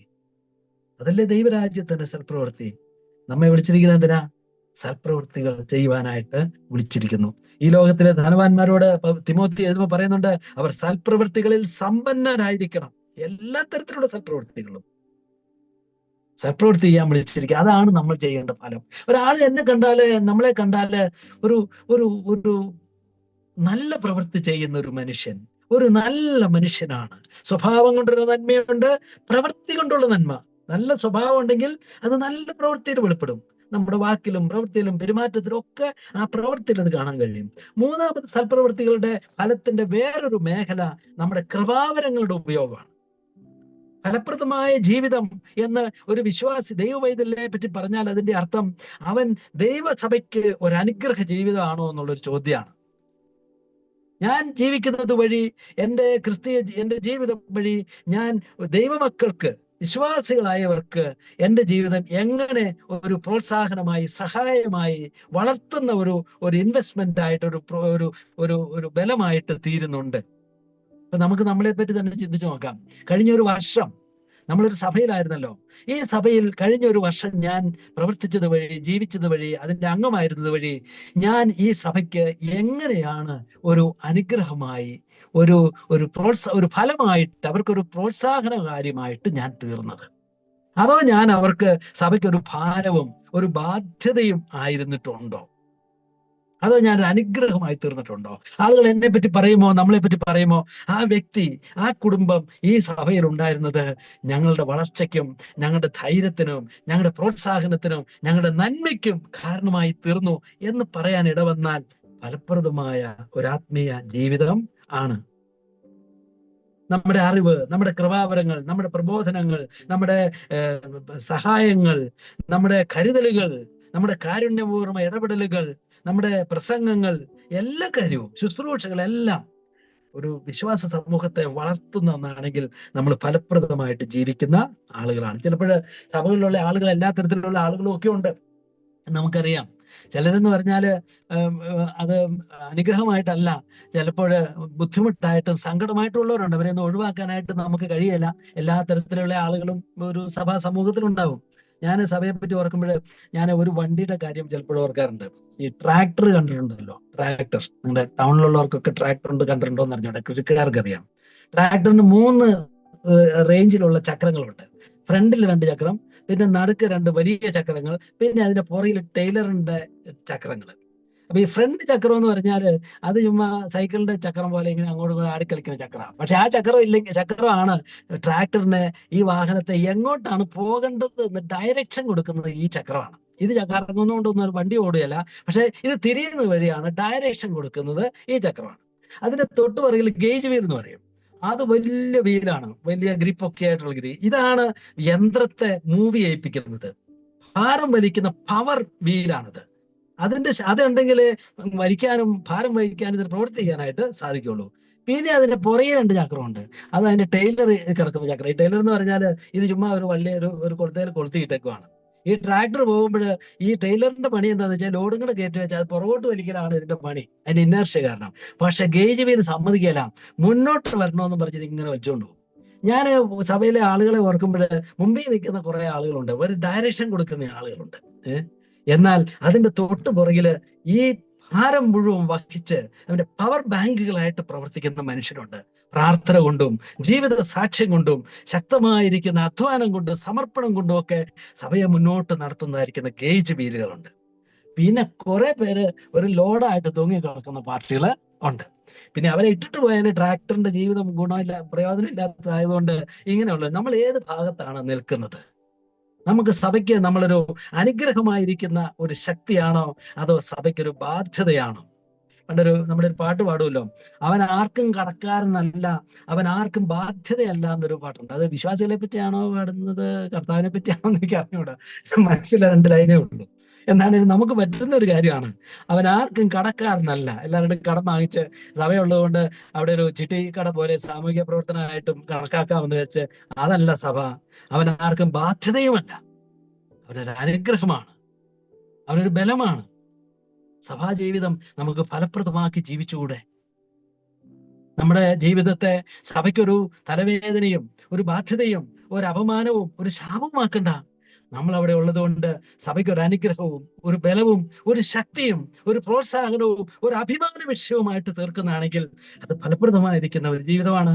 അതുപോലെ ലോകത്തിനും നമുക്കൊരു പ്രയോജനമായി തീരും. അത് സുവിശേഷ ദൗത്യമാണിത്. എല്ലാവർക്കും ചെയ്യാവുന്ന ദൗത്യങ്ങളല്ല, ഇത് വിശ്വാസിക്ക് മാത്രം ചെയ്യാവുന്ന സുവിശേഷ ദൗത്യം. നിങ്ങൾ ലോകത്തിന്റെ വെളിച്ചമാകുന്നു. മലമേലിരിക്കുന്ന പട്ടണം മറിഞ്ഞിരിക്കാൻ കഴിയില്ല എന്ന് കർത്താവ് പറയുമ്പോൾ അതിന്റെ അർത്ഥം എന്താണ്? മനുഷ്യർ നോക്കുമ്പോൾ ഈ വിളക്ക് നോക്കാൻ വേണ്ടിയിട്ടല്ലല്ലോ വെളിച്ചം, വിളക്ക് കാണാനല്ലോ വെളിച്ചം. നമ്മുടെ ജീവിതം വഴി, ഈ വിളക്ക് വഴി കാര്യങ്ങളുടെ യഥാർത്ഥ സ്ഥിതി അവർക്ക് മനസ്സിലാകും. ജീവിതത്തിന്റെ അർത്ഥം അവർക്ക് മനസ്സിലാകും. ലോകത്തിന് ബോധം കൊടുക്കുന്ന, സുബോധം കൊടുക്കുന്ന, വെളിച്ചം കൊടുക്കുന്ന ദീപങ്ങളായിട്ട്, പ്രകാശിക്കുന്ന ദീപങ്ങളായിട്ടിരിക്കാൻ നമ്മളെ വിളിച്ചേക്കുക. അതാണ് നമ്മുടെ സുവിശേഷ ദൗത്യം. ഈ നശിച്ചു പോകുന്ന സംസ്കാരത്തിന്റെ നടുവിൽ നിലനിൽക്കുന്ന പ്രതീക്ഷാ നിർഭരമായ പ്രത്യാശയുള്ള ഒരു ഒരു ഒരു ഒരു തത്വമുണ്ട്, ഒരാശയമുണ്ട്, ഒരു ദൈവമുണ്ട് എന്ന് കാണിച്ചു കൊടുക്കാനായിട്ട് നമ്മളെ ദൈവം നിലനിർത്തിയിരിക്കുകയാണ്. ഇതൊക്കെയല്ലേ സൽപ്രവൃത്തി? നമ്മുടെ ജീവിതം കണ്ട് മനുഷ്യർ ദൈവത്തെ കാണണം. നമ്മുടെ പ്രവൃത്തികൾ കണ്ട് മനുഷ്യർ ആശ്വാസവും ധൈര്യവും പ്രാപിക്കണം. നമ്മുടെ സ്വഭാവം കണ്ട് എങ്ങനെയാണ് ജീവിക്കേണ്ടത് എന്ന് മനുഷ്യർക്ക് വിജയിക്കാനായിട്ട് കഴിയും, നന്മയുള്ള ജീവിക്കാൻ കഴിയുമെന്ന് ലോകം കാണണം. ഫലപ്രദമായൊരു ജീവിതം, അതിനാണ് ദൈവം ഈ മുന്തിരിത്തോട്ടത്തിൽ ദൈവാത്മാവുള്ള, ദൈവിക ജ്ഞാനമുള്ള, ദൈവമക്കളുള്ള, സ്വർഗീയ വാക്തത്വങ്ങളുള്ള ഈ തോട്ടത്തിൽ എന്നെയും നിങ്ങളെയും സവിശേഷമായി നിലനിർത്തിയിരിക്കുന്ന, നട്ട് വളർത്തി നിലനിർത്തുന്നത് ഒരു ലക്ഷ്യത്തിനാണ്, ഫലം പുറപ്പെടുവിക്കുകയാണ്. എന്നിട്ട് യജമാനൻ വന്ന് നോക്കുക, 7-ാം വാക്യം. ഞാനിപ്പോൾ 3 സംവത്സരമായി ഈ അത്തിയിൽ ഫലം തിരഞ്ഞു വരുന്നു, കാണുന്നില്ല താനും. അതിനെ വെട്ടിക്കളക. അത് നിലത്തെ നിഷ്ഫലമാക്കുന്നത് എന്തിന്? വർഷങ്ങളായി വരികയാണ്. 2024 വന്ന് നോക്കി, 25 വന്ന് നോക്കി, 26 തുടക്കത്തിലും വന്ന് നോക്കി, ഫലമുണ്ടോ എന്ന്. ഇസ്രായേൽക്കാരെ പറ്റി കർത്താവ് ഒരിക്കൽ പറഞ്ഞിട്ടുണ്ട്, ഞാൻ പ്രവാചകന്മാരെയും ജ്ഞാനികളെയും ശാസ്ത്രിമാരെയും നിങ്ങളുടെ അടുക്കൽ അയക്കുന്നു. അവരെ ചിലരെ നിങ്ങൾ ക്രൂശിച്ചു കൊല്ലുകയും ചിലരെ നിങ്ങളുടെ പള്ളികളിൽ ചമ്മട്ടി കൊണ്ട് അടിക്കുകയും പട്ടണത്തിൽ നിന്ന് ഓടിക്കുകയും ചെയ്തു. എന്നിട്ട് പറയാണ്, യെരൂശലേമേ, പ്രവാചകന്മാരെ കൊല്ലുകയും നിന്റെ അടുക്കൽ അയച്ചിരിക്കുന്നവരെ കല്ലെറിയുകയും ചെയ്യുന്നവളെ, കോഴി തന്റെ കുഞ്ഞുങ്ങളെ ചെറിയൻ കീഴിൽ ചേർക്കും പോലെ നിന്റെ മക്കളെ ചേർക്കുവാൻ എനിക്ക് മനസ്സായിരുന്നു, നിങ്ങൾക്ക് മനസ്സായില്ല. നിങ്ങളുടെ ഭവനം ശൂന്യമായി തീരും. എന്താ പറഞ്ഞതിന്റെ അർത്ഥം? വീണ്ടും വീണ്ടും ആവർത്തിച്ച് ദൈവം ഈ കൃപ നൽകി, ദൈവവചനം പഠിപ്പിച്ചു, ദൈവിക അനുഗ്രഹങ്ങൾ നൽകി, കർത്തൃമേശയിലുള്ള പ്രബോധനങ്ങൾ നൽകി, പ്രോത്സാഹനങ്ങൾ നൽകി, ദൈവമക്കളുടെ സാന്നിധ്യവും സഹവാസവും കൊണ്ട് അവർക്ക് മോട്ടിവേഷൻസ് ഒക്കെ നൽകി. എന്നിട്ടും ഫലം കാഴ്ചിട്ടില്ലെങ്കിൽ പിന്നെ എന്ത് ചെയ്യണം? നിലം പാഴാക്കുന്നത് എന്തിനാ? അവർക്ക് വേണ്ടി കഷ്ടം സഹിക്കുന്നത്? എന്തിനാ അവരെ പഠിപ്പിക്കുന്നത്? എന്തിനാണ് അവർക്ക് ഈ വെള്ളം ഒഴിക്കുന്നത്? എന്തിനാ? നമ്മൾ പറയില്ല, പണ്ട് സ്കൂളിലൊക്കെ പഠിക്കുമ്പോൾ നിന്നെയൊക്കെ പഠിപ്പിക്കുന്നത് കുടത്തിന്റെ മേലെ കുടം കമത്തി വെച്ച് വെള്ളം ഒഴിക്കുന്നത് പോലെയാണ് എന്നൊക്കെ പറയുമല്ലോ. ഇപ്പൊ നമ്മുടെ പറമ്പിലൊരു തെങ്ങും തൈ ഉണ്ടെങ്കിൽ അത് എത്ര വർഷം വളവിട്ടിട്ടും കായ്ക്കുന്നില്ലെങ്കിൽ കൃഷി ഓഫീസർ വന്നാൽ എന്താ പറയാ? ചിലപ്പോ ചില മരുന്നുകളൊക്കെ ഉണ്ടായിരിക്കും. സാധാരണ പറയും, ഇത് പറിച്ചു കളഞ്ഞിട്ട് ഒരു നല്ല തെങ്ങും തൈ കൊണ്ട് വെച്ചു, 2-3 വർഷം കൊണ്ട് പുതിയത് നന്നായി കായ്ക്കും എന്നല്ലേ പറയാറ്. വെട്ടിക്കളയാനായിട്ട് ഉള്ളത്. കർത്താവ് പറഞ്ഞ എന്താണെന്നറിയോ? സത്യത്തിൽ ഫലം കായ്ക്കാത്തവർക്ക് നിലനിൽക്കാനുള്ള അവകാശം ഇല്ല. അതാണ് കർത്താവ് പറഞ്ഞത്. ഫലം കായ്ക്കുന്നില്ല പിന്നെ എന്തിനാ ഈ ലോകത്ത് ജീവിക്കുന്നത്? അന്നയാസും സബീറിനെ പോലെ നേരത്തെ മരിച്ച് അങ്ങ് പോയാൽ പോരെ? അവർ സ്വർഗത്തിൽ പോയെങ്കിൽ ഇവിടെ നിർത്തിയിട്ട് കാര്യമുണ്ടോ? കാരണം ഇവരെ നിർത്തുന്നതുകൊണ്ട് ഗുണമല്ല, പലപ്പോഴും ദോഷമാണ് ഉണ്ടാകുന്നത്. ജീവിതം പ്രയോജനകരമാകുന്നില്ലെങ്കിൽ ജീവിക്കുന്നത് കൊണ്ട് കാര്യമില്ല എന്നാണ് കർത്താവ് ഈ വെട്ടിക്കളയുക എന്ന് പറയുമ്പോൾ കർത്താവ് പറയുന്നത്. അതുകൊണ്ട് അതാണ് കർത്താവ് ആ ന്യായവിധിയുടെ വാക്കാണ് കർത്താവ് പറഞ്ഞത്. എന്തിനാ അവിടെ നിൽക്കുന്നത്? ഈ വർഷം അങ്ങോട്ട് വെട്ടിക്കളഞ്ഞാൽ പോരെ? ഇവിടെ നിന്നിട്ട് കാര്യമില്ലല്ലോ, വേറൊരെണ്ണം അതിന്റെ സ്ഥലത്ത് നടാമല്ലോ. ഇവരെ ഇവിടെ നിർത്തിയിട്ട് കാര്യമില്ല, ഈ സഭ ഇവിടെ നിർത്തിയിട്ട് കാര്യമില്ല, ഈ സഭ മാറ്റിക്കളയാം, വേറെ ഏതെങ്കിലും ഒരു സഭ, പ്രവർത്തിക്കുന്ന സഭയുണ്ടാകട്ടെ. ഈ കുടുംബം ഇവിടെ നിലനിന്നിട്ട് ദൈവരാജ്യത്തിന് ഒരു പ്രയോജനമില്ല. പിന്നെ എന്തിനാ അവരെ ഇവിടെ ഈ സംരക്ഷിക്കുന്നവർക്ക് വേണ്ടി പ്രാർത്ഥിക്കുകയോ ഉപദേശിക്കുകയോ ഒക്കെ ചെയ്യുന്നത് എന്തിനാ? ഈ വ്യക്തിയെ ഈ സ്ഥാനത്ത് നിർത്തിയിട്ട് വലിയ കാര്യമില്ല, അവൻ ദൈവരാജ്യത്തിന് വേണ്ടി ഒരു ഫലവും പുറപ്പെടുവിക്കുന്നില്ല. പിന്നെ എന്തിനാ അവിടെ നിൽക്കുന്നത്? നിർഗാരിയുടെ ഫലം പുറപ്പെടുവിക്കുന്ന വേറൊരു ജാതിക്ക് കൊടുക്കാം, വേറൊരാളെ അത് ഏൽപ്പിക്കാം എന്ന് ചിന്തിച്ചാൽ അത് ന്യായമല്ലേ? മൂന്നാമത് കർത്താവ് പറയാണ്, അതാണ് എനിക്കിതിൽ ഏറ്റവും ഹൃദ്യമായ ഒരു അനുഭവമായിട്ട് തോന്നി. കർത്താവ് ആ കഥ അവിടെ അവസാനിപ്പിച്ചില്ലല്ലോ. ആ ഉപമയോടെ അവസാനിപ്പിച്ചായിരുന്നെങ്കിൽ നമ്മുടെയൊക്കെ ജീവിതം ഒരു നിരാശപ്പെട്ടും സങ്കടപ്പെട്ടും കർത്താവെ സങ്കടമാണല്ലോ എന്ന് പറഞ്ഞ് നിർത്തുമായിരുന്നു. പക്ഷെ കർത്താവ് അടുത്ത വാക്യം പറഞ്ഞു. അതിന് തോട്ടക്കാരൻ പറയാണ്, കർത്താവെ ഞാൻ അതിന് ചുറ്റും കിളച്ച് വളമിടുവോളം ഈ ആണ്ടും കൂടെ നിൽക്കട്ടെ. കേട്ടോ, ആണ്ടിനെ പറ്റി പറഞ്ഞ് 2026 വർഷവും കൂടെ അതിനെ ഇവിടെ നിർത്ത്, അവനെ ഇവിടെ നിർത്ത്, അവളെ ഒന്ന് നിർത്ത്. മേലാൽ കാഴ്ചെങ്കിലോ, ഇല്ലെങ്കിൽ നീ പറഞ്ഞതുപോലെ വെട്ടിക്കളഞ്ഞേക്കാം എന്ന് ഉത്തരം പറഞ്ഞു. ഒരു കൃഷിക്കാരന്റെ, ഒരു തോട്ടക്കാരന്റെ ആ വിശാലമായ മനസ്സാണ് നമ്മൾ അവിടെ കാണുന്നത്. കർത്താവ് അതാണ് അവിടെ വരച്ചു കാണിച്ചത്. ശ്രദ്ധയും പരിചരണവും നൽകിയാൽ ജീവിതത്തെ ഇനിയും ഫലപ്രദമാക്കാൻ കഴിയുമല്ലോ. ഒരുപക്ഷെ കഴിഞ്ഞെങ്കിലോ, ഞാൻ കൂടുതൽ ശ്രദ്ധിക്കാം, ഞാൻ കൂടുതൽ പരിചരണം നൽകാം, ഞാൻ കൂടുതൽ പഠിപ്പിക്കാം, ഞാൻ കൂടുതൽ പ്രാർത്ഥിക്കാം, ഞാൻ പ്രോത്സാഹിപ്പിക്കാം, ഞാൻ ധൈര്യപ്പെടുത്താം, ഞാൻ മാതൃക കാണിക്കാം. ഒരു വർഷം കൂടി എനിക്ക് തരുമോന്ന്, കളയല്ലേ എന്ന്. അതാണ് മധ്യസ്ഥ അപേക്ഷ. ഇവിടെ അക്യൂസ് ചെയ്യല്ല. പലപ്പോഴും ആളുകൾ പരാജയപ്പെടുമ്പോൾ നമ്മുടെ മനസ്സ് പറയുന്നത് എന്തിനാ? അവരൊന്നും ഗുണപ്പെടാനായിട്ട് പോകുന്നില്ല, ഇത്രയൊക്കെ പ്രതീക്ഷിച്ച മതി, നന്നാകാൻ സാധ്യതയില്ല, ഇത്ര നന്നായി തന്നെ അത്ഭുതം എന്നൊക്കെ പറഞ്ഞ് അവരെ കുറ്റപ്പെടുത്തും. പല കാരണങ്ങൾ ഒരുപക്ഷെ അക്യൂസ് ചെയ്യാനായിട്ട് വിരൽ ചൂണ്ടാനുണ്ടാകും. ഇവിടെ ഈ തോട്ടക്കാരൻ അവരെ വിരൽ ചൂണ്ടിയല്ല, സ്വന്തം ഹൃദയത്തിലേക്ക് നോക്കിയിട്ട് പറയാ, ഞാൻ അതിന്റെ ചുവട് കിളച്ച് ഞാൻ അതിന് വളം ഇടാം, കാച്ചെങ്കിലോ ഒന്ന്. ഇവിടെ മാറ്റം വരേണ്ടത് ഈ വൃക്ഷത്തിനല്ല, മാറ്റം വരേണ്ടത് അതിനെ പരിചരിക്കാൻ ഉത്തരവാദിത്വമുള്ള എനിക്കാണ് അതിന് മാറ്റം വരേണ്ടത്. ഒരുപക്ഷെ എന്റെ അപ്രോച്ച് മാറിയാൽ, എന്റെ സമീപനം മാറിയാൽ, എന്റെ കരുതലുകൾക്ക് വ്യത്യാസം വന്നാൽ, എന്റെ ജീവിതത്തിന്റെ എന്റെ സ്വഭാവത്തിനും എന്റെ മാതൃകയ്ക്ക് വ്യത്യാസം വന്നാൽ അവർ നന്നായാലോ? ആ ചിന്തയാണ് കർത്താവ് നമുക്ക് വേണ്ടി ഇവിടെ അവശേഷിപ്പിക്കുന്നത്. ആളുകളെ കുറ്റപ്പെടുത്തി തള്ളിക്കളയാനൊക്കെ എളുപ്പമാണ്. അവർക്ക് കുറ്റമില്ല എന്നൊന്നും നമ്മൾ പറയുന്നില്ല, കുറ്റം ഉണ്ടാവും. പക്ഷേ അവരുടെ കുറ്റത്തിന് കർത്താവ് അവരോട് കണക്ക് ചോദിക്കട്ടെ. നമുക്ക് നമ്മുടെ കുറവുകളിലേക്കും നമ്മുടെ വീഴ്ചകളിലേക്കും നമ്മുടെ പരാജയങ്ങളിലേക്കും നമ്മൾ ചിന്തിക്കാനായിട്ട് തുടങ്ങുമ്പോൾ അവിടെയാണ് നമ്മെ സംബന്ധിച്ചിടത്തോളം മാറ്റത്തിന്റെ ഒരു ശക്തിയായിട്ട് തീരുക. നിങ്ങൾ ഹെലൻ കെല്ലറുടെ ചരിത്രം നമ്മൾ ഒരുപാട് കേട്ടിട്ടുള്ളതാണ്. 1980 മുതൽ 80 ജനിച്ച് 1968 മരിച്ചുപോയ ലോക പ്രശസ്തയായിരിക്കുന്ന ഒരു സ്ത്രീ രത്നമാണ് ഹെലൻ കെല്ലർ.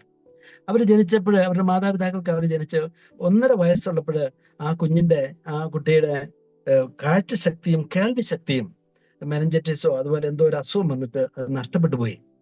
പിന്നെ അവള് വളർന്നത് കാഴ്ചയും അന്ധയും ബധിരയുമായിട്ട് അവൾ വളർന്നു വന്നു. അതിൻ്റെതായിരിക്കുന്ന പ്രത്യാഘാതങ്ങൾ ഉണ്ടായി. അവൾ വളരെ അരക്ഷതയും അസ്വസ്ഥതയും മത്സരിയും ഒക്കെ ആയിട്ട് ഒരു നോട്ടി ചൈൽഡായിട്ടാണ് അവൾ 7 വയസ്സ് വരെ വളർന്നു വന്നത്. അവളെ നിയന്ത്രിക്കാനും പ്രയാസമായിരുന്നു.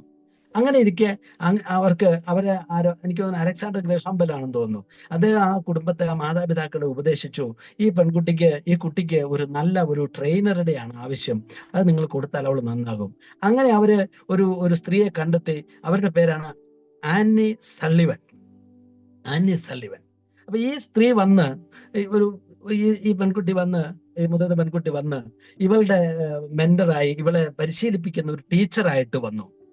പിന്നീട് നമ്മൾ വായിക്കുന്ന ഹെലൻ കെല്ലറുടെ ചരിത്രം ഒരു വ്യത്യസ്തയായിരിക്കുന്ന ഒരു സ്ത്രീ ആയിട്ടാണ്.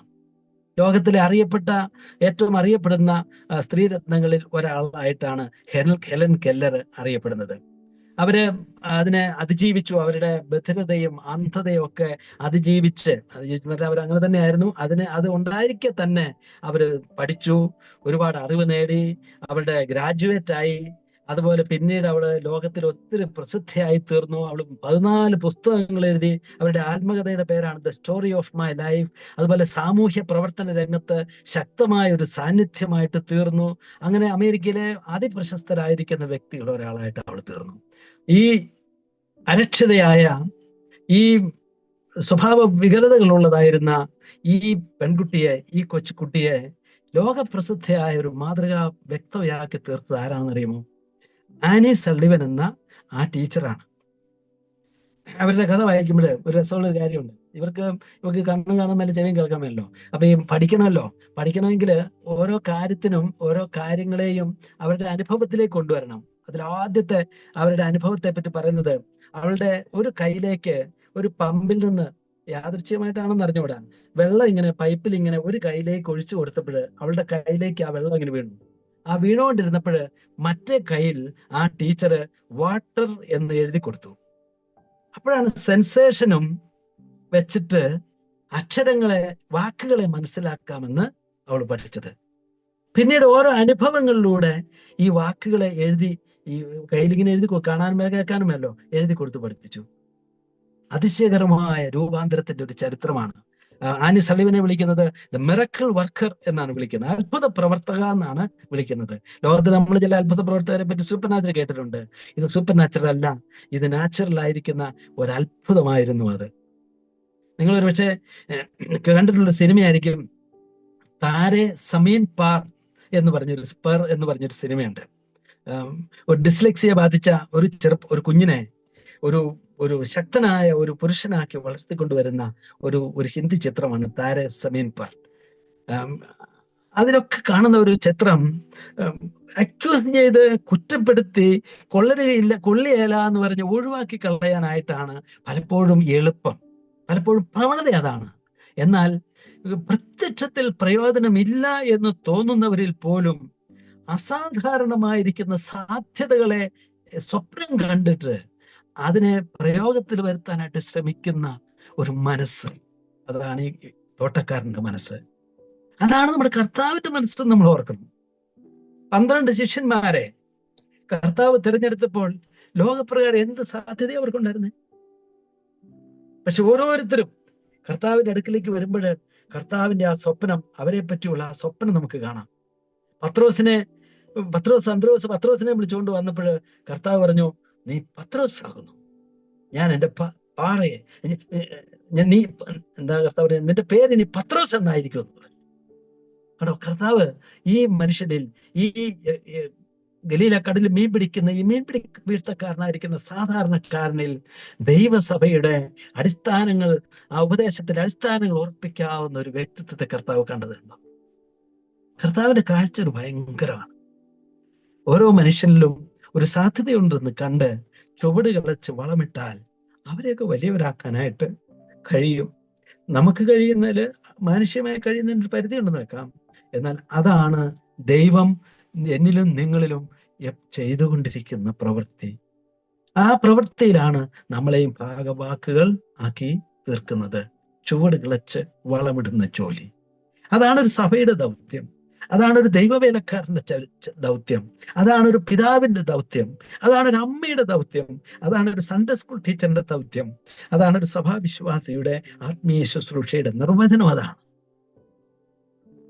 പ്രത്യക്ഷത്തിൽ സാധ്യതയില്ലാന്ന് തോന്നും, എന്നാൽ അവരെ പറ്റി ദൈവത്തിന്റെ കണ്ണുകളിലൂടെ കണ്ട് ദൈവാത്മാവ് സ്പർശിച്ചാൽ അവരെ രൂപാന്തരപ്പെടുത്താൻ കഴിയുമെന്നുള്ള ചിത്രം.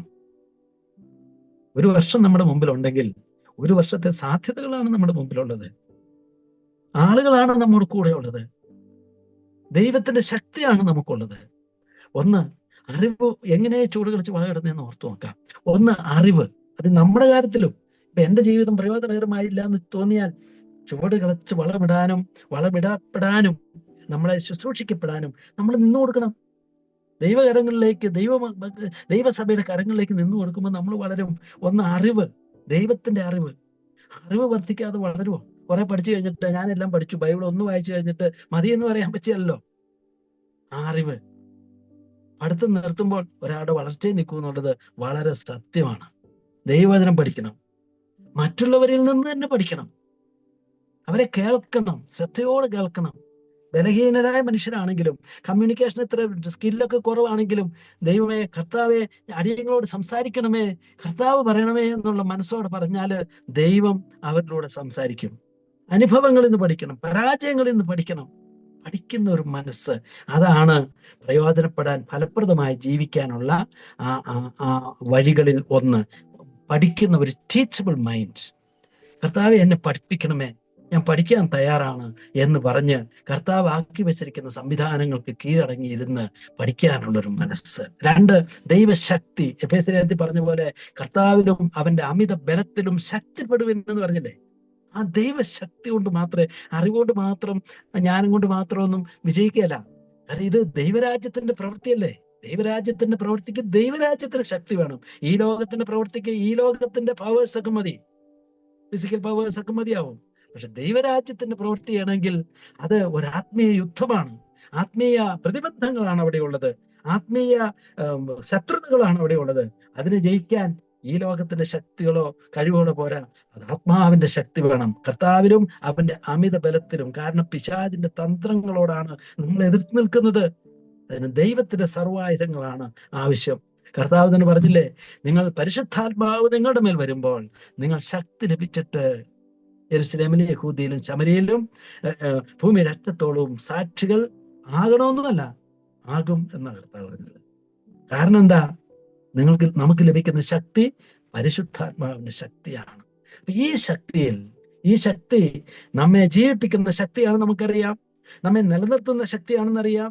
നമ്മെ മരണത്തിൽ നിന്നും പുനരുത്ഥാനത്തിലേക്ക് നയിക്കുന്ന ശക്തിയാണെന്ന് നമുക്കറിയാം. എന്നാൽ ഈ ശക്തി തന്നെയാണ് നമ്മുടെ ജീവിതത്തെ ഫലപ്രദമായി തീരാൻ നമ്മളിൽ വ്യാപരിക്കുന്ന ശക്തി. അതുകൊണ്ടാണ് അതിൽ ശക്തിപ്പെടുവിൻ, ആത്മാവിൽ നിറയുവിൻ എന്ന് നമ്മോട് പറഞ്ഞിരിക്കുന്നത്. അപ്പൊ അതാണ് നമ്മെ വളർത്തുന്ന, നമ്മെ കൂടെ പ്രയോജനകരമാക്കുന്നത്. മൂന്നാമതൊരു കാര്യം കൂടെ മറ്റൊരു കാര്യം കൂടെ എൻ്റെ മനസ്സിൽ വന്നത്, നമ്മൾ വളരണമെങ്കിൽ, പ്രയോജനപ്പെടണമെങ്കിൽ ഒരു നല്ല സാഹചര്യം വേണം. നല്ല സ്കൂളിൽ പറഞ്ഞു വിട്ടാലല്ലേ നമ്മുടെ പിള്ളേർ നന്നാവുള്ളൂ. നല്ല അന്തരീക്ഷം വേണം അല്ലേ.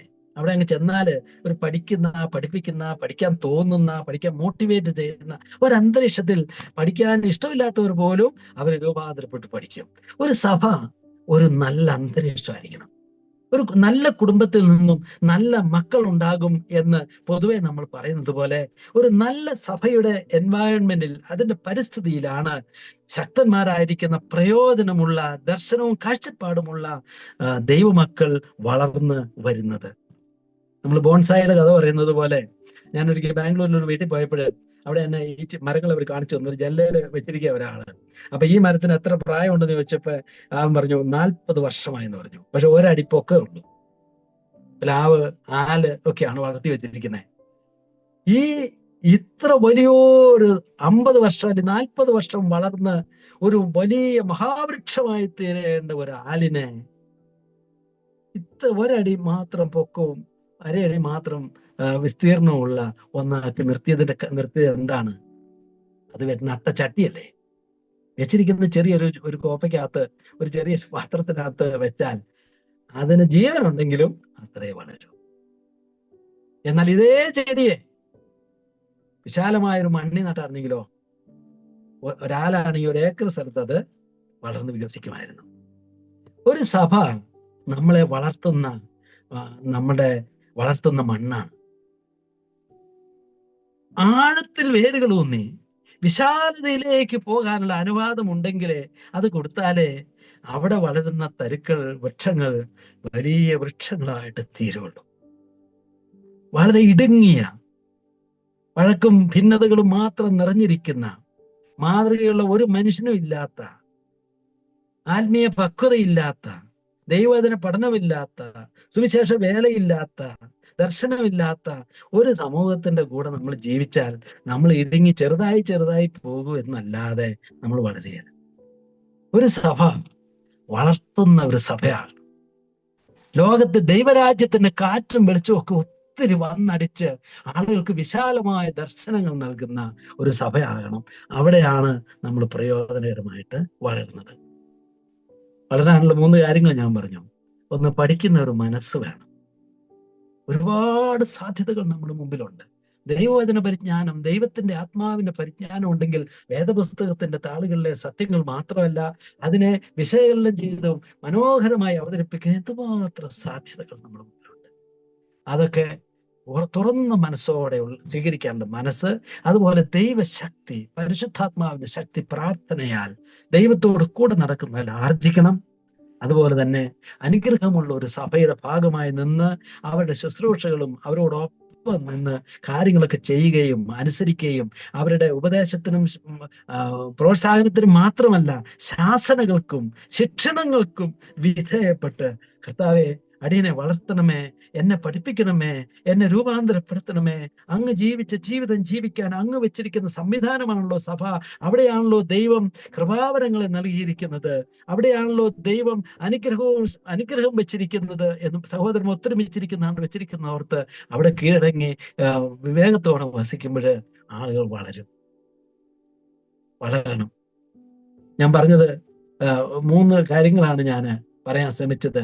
ഒന്ന്, ദൈവം നമ്മെ നട്ടിരിക്കുന്നത്, ആവശ്യമായ ആത്മീയ കൃപാവരങ്ങളൊക്കെ നമുക്ക് നൽകിയിരിക്കുന്നത് ഫലപ്രദമായി ജീവിക്കാനുള്ള ഒരു മുന്തിരിത്തോട്ടത്തിലാണെന്ന് നമ്മൾ ഓർക്കണം. ഒരു നന്മയ്ക്കും കുറവ് വരുത്തിയിട്ടില്ല. 2, എന്നിട്ടും ഫലം കായ്ക്കുന്നില്ല എങ്കിൽ ജീവിക്കുന്നത് കൊണ്ട് പ്രയോജനമില്ല, ഇവിടെ നിർത്തിയതുകൊണ്ട് പ്രയോജനമില്ല എന്ന തരത്തിലാണ് കർത്താവ് പറഞ്ഞത്. കാരണം ഫലം പ്രവചിക്കുകയാണ് ഇവിടെ നൽകിയത്. റോമാലേഖനത്തിൽ പൗലോസ് പുസ്തകം പറഞ്ഞതുപോലെ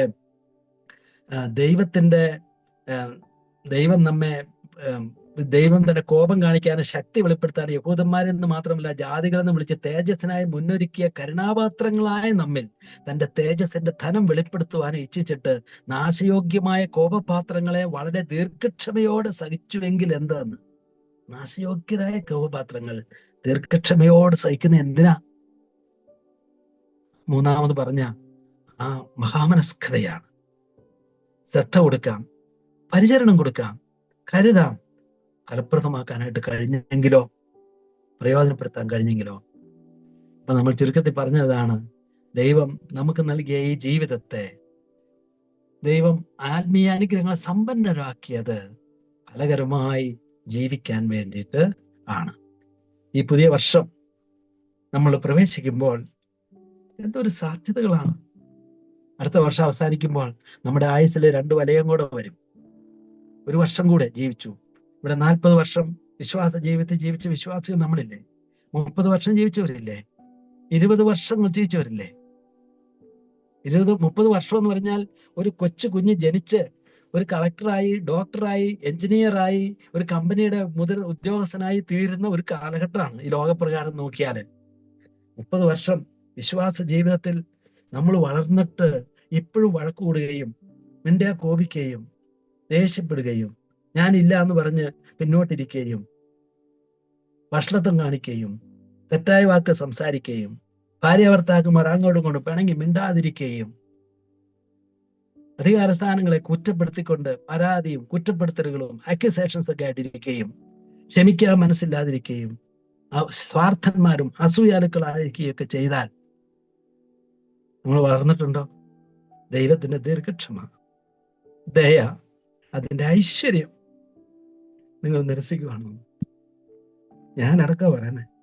കർത്താവ് ചോദിക്കുകയാണ്, ഇത്രമാത്രം കരുണയും കൃപയും അവസരങ്ങളും സാധ്യതകളും നൽകിയിട്ട് ക്രിസ്തീയ ജീവിതത്തിന്റെ വളർച്ചയുടെ പടികളിൽ ഒരു പടി കൂടി മുന്നോട്ട് പോകാൻ ഈ ഒരു വർഷം തന്നിട്ട്, പല വർഷങ്ങൾ തന്നിട്ട് നിനക്ക് കഴിഞ്ഞിട്ടില്ലേ? പലപ്പോഴും ചരിത്രം നോക്കിയാൽ, കാര്യങ്ങൾ വിശകലനം ചെയ്താൽ വളരുകയല്ല, സ്റ്റാറ്റിക്കായിട്ട് നിൽക്കുകയുമല്ല, ഒരു പടി കൂടെ താഴോട്ട്, പല പടികളും താഴോട്ട് സഭകളും വ്യക്തികളും കുടുംബങ്ങളും കൂപ്പുകുത്തുന്നത് കാണുമ്പോൾ ദൈവത്തിന്റെ മഹാമനസ്കതയ്ക്ക് മുമ്പിൽ നമ്മൾ നമോവാക അർപ്പിക്കാനേ നമുക്ക് കഴിയുള്ളൂ. പാട്ടുകാരൻ പറഞ്ഞതുപോലെ ദയയാൽ, നിത്യദയയാൽ മാത്രമാണ് നമ്മൾ നിൽക്കുന്നത്. ദൈവത്തിന് നമ്മൾ പറയില്ലേ, ക്ഷമയെ പരീക്ഷിക്കരുതെന്നൊക്കെ പറയല്ലേ. കർത്താവ് 70 വട്ടം ക്ഷമിക്കണമെന്ന് പറഞ്ഞപ്പോഴ് നമ്മൾ ക്ഷമിക്കണമെന്ന് പറഞ്ഞതിലധികം ക്ഷമിച്ച ഒരു ദൈവത്തെയാണ് നമ്മൾ അറിയുന്നത്. ആ ദീർഘക്ഷാന്തി, ആ ക്ഷമ, അതാണ് നമ്മളെ നിലനിർത്തുന്നത്. അതുകൊണ്ട് കർത്താവ് അടുത്ത വർഷവും വരും. ഈ വർഷം ഏതായാലും കർത്താവ് നമ്മളെ കണ്ടു. ഒരുപാട് ഞാൻ നെഗറ്റീവായിട്ട് ആളുകൾ നിരാശപ്പെടുത്തിയല്ല, ഒരുപാട് നല്ല കാര്യങ്ങളും ദൈവം നമ്മളോട് ചെയ്തിട്ടുണ്ട്. അതിനൊക്കെ പ്രശംസയൊക്കെ കർത്താവ് തരും. അടുത്ത വർഷവും കർത്താവ് വരും. ഞാൻ എൻ്റെ മുറ്റത്തൊരു മാവ് നട്ടിട്ടുണ്ട്. 12 വർഷമെങ്കിലും ആയി അത് നട്ടിട്ട്. അത് ഒരു പ്രത്യേക മാവ്. വൈഫ് ജോലി ചെയ്ത ആ സ്ഥാപനത്തിന്റെ മുറ്റത്ത് നിന്ന് ഒരു മാവിന്റെ മാങ്ങ കൊണ്ടുവന്ന് അതിന്റെ വിത്ത് നട്ടതാണ്. അപ്പൊ അത് ഒന്ന് കാഴ്ച കാണണം എന്നുള്ള ഒരു ഒരു ഫീലിംഗിൽ ഇങ്ങനെ വെച്ചോണ്ടിരിക്കുകയാണ്. മുറ്റത്തിന്റെ ഒരു മൂല നിൽക്കുക. 10-12 വർഷമായി. കഴിഞ്ഞ വർഷം അത് പൂത്തു. കഴിഞ്ഞ മുമ്പത്തെ വർഷം അത് പൂത്തു. അതിന്റെ പൂവെല്ലാം പൊഴിഞ്ഞു പോയി. അപ്പൊ ഇത് മാങ്ങ കണ്ടില്ല. കഴിഞ്ഞ വർഷം പൂത്തു. അതിലെ മാങ്ങ കണ്ണിമാങ്ങയായിട്ട് വന്നപ്പോ ഞാൻ ഓർത്തു അത് മാങ്ങ ആകുമായിരിക്കും, വലിയ മാങ്ങയായിരിക്കും. കുറച്ച് കഴിയുമ്പോ അതും പൊഴിഞ്ഞു പോയി. ഇനി ഈ വർഷവും ഞാൻ നോക്കി നിൽക്കുകയാണ്. അത് പൂക്കുമായിരിക്കും. പൂത്താ മാത്രം പോരാ, അതിന്റെ പൂവില് കണ്ണിമാങ്ങയായിട്ട് ഉണ്ണിമാങ്ങയായിട്ട് നിലനിൽക്കണം. അതും മാത്രം പോരാ, അത് വലിയ മാങ്ങയായിട്ട് തീർന്ന് വല്ല അച്ചാറിടുകയോ പഴിപ്പിച്ചു നോക്കുകയോ ഒക്കെ ചെയ്യണം. പ്രതീക്ഷയുണ്ട്. ഒരു കർഷകന്റെ മനസ്സ്, ഒരു കൃഷിക്കാരന്റെ ഹൃദയം. ദൈവം അതാണ് നമ്മളോട് പറഞ്ഞത്. കർത്താവ് നമ്മുടെ അടുക്കലും വരും, ഫലമുണ്ടോ എന്ന് നോക്കി വരും. കർത്താവ് നമുക്ക് നിരാശപ്പെടുത്തരുത്.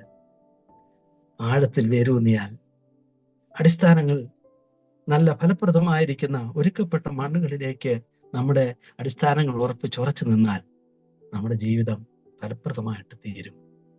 ഈ പുതിയ വർഷം 2026 വർഷം കർത്താവ് നമുക്ക് തരുന്ന മാസങ്ങളും നാളുകളും മണിക്കൂറുകളും നിമിഷങ്ങളും ദൈവസന്നിധിയിൽ കൊള്ളാം, പ്രയോജനമുള്ളവനായിരുന്നല്ലോ നീ എന്ന് നമ്മളോട് കർത്താവ് പറയാനിടയാവുമെന്നും കർത്താവിനൊരു പ്രശംസാവിഷയമായി തീരാൻ തക്കവണ്ണം തരത്തിൽ നമുക്ക് ജീവിക്കാനായിട്ട് നമുക്ക് ഒരുങ്ങാം. ദൈവം അതിനായിട്ട് എല്ലാവരെയും സഹായിക്കട്ടെ. ഈ പുതുവർഷത്തിന്റെ എല്ലാ നന്മകളും എല്ലാവർക്കും ആശംസിച്ചുകൊണ്ട് ഞാൻ എൻ്റെ വാക്കുകൾ നിർത്തട്ടെ. ഒട്ടും ആശയക്കുഴപ്പത്തിന് ഇടയില്ലാത്ത വിധം വളരെ സുവ്യക്തമായിട്ട് ചേട്ടൻ നമുക്ക് ആ സന്ദേശം വിവരിച്ചു തന്നു. നന്ദി ചേട്ടാ. ദൈവം നമ്മെ ഈ ദേശത്തിൻ്റെ വിവിധ ഭാഗങ്ങളിൽ ഒരു കൊച്ചു ചെടിയായിട്ട് അത് നട്ടു. വെള്ളവും വെളിച്ചവും ആവശ്യമായിരിക്കുന്ന ലവണാംശങ്ങളും നമുക്ക് ധാരാളമായിട്ട് നൽകുന്ന വലിയൊരു സാധ്യത നമുക്ക് തന്നു. അതൊരു മഹാമേരുവായിട്ട് വളരണം എന്നാണ് സ്വർഗത്തിലെ ദൈവം നമ്മെക്കുറിച്ച് ആഗ്രഹിച്ചത്.